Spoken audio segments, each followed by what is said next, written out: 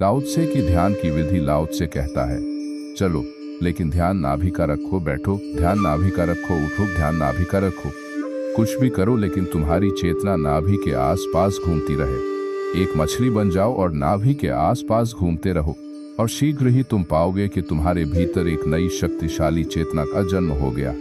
इसके अद्भुत परिणाम है और इसके बहुत प्रयोग हैं। आप यहाँ एक कुर्सी पर बैठे हुए हैं। लाओ त्से कहता है कि आपके कुर्सी पर बैठने का ढंग गलत है, इसीलिए आप थक जाते हैं। लाओ त्से कहता है, कुर्सी पर मत बैठो। इसका यह मतलब नहीं कि कुर्सी पर मत बैठो, नीचे बैठ जाओ। लाओ त्से कहता है, कुर्सी पर बैठो लेकिन कुर्सी पर वजन मत डालो, वजन अपनी नाभि पर डालो। अभी आप यही प्रयोग करके देख सकते हैं।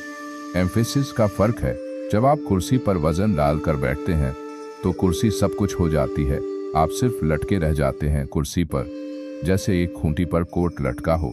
खूंटी टूट जाए, कोट तत्काल जमीन पर गिर जाए। कोट की अपनी कोई केंद्रीयता नहीं है, खूंटी केंद्र है। आप कुर्सी पर बैठते हैं लटके हुए कोट की तरह। लाओ त्से कहता है, आप थक जाएंगे क्योंकि आप चैतन्य मनुष्य का व्यवहार नहीं कर रहे हैं और एक जड़ वस्तु को सब कुछ सौंपे दे रहे हैं। लाओ त्से कहता है, कुर्सी पर बैठो जरूर, लेकिन फिर भी अपनी नाभि में ही समाये रहो। सब कुछ नाभि पर टांग दो और घंटों बीत जाएंगे और आप नहीं थकोगे।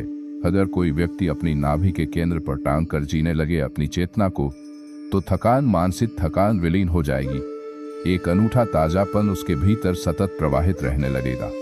एक शीतलता उसके भीतर दौड़ती रहेगी और एक आत्मविश्वास जो सिर्फ उसी को होता है जिसके पास केंद्र होता है, उसे मिल जाएगा।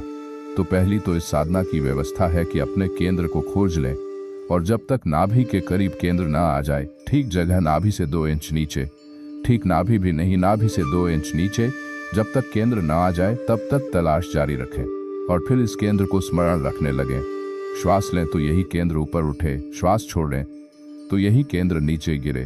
तब एक सतत जप शुरू हो जाता है। सतत जप, श्वास के जाते ही नाभि का उठना, श्वास के लौटते ही नाभि का गिरना। अगर इसका आप स्मरण रख सकें, कठिन है शुरू में, क्योंकि स्मरण सबसे कठिन बात है और सतत स्मरण बड़ी कठिन बात है। आमतौर से हम सोचते हैं कि नहीं, ऐसी क्या बात है, मैं एक आदमी का नाम 6 साल तक याद रख सकता हूँ। यह स्मरण नहीं है, यह स्मृति है। इसका फर्क समझ लें।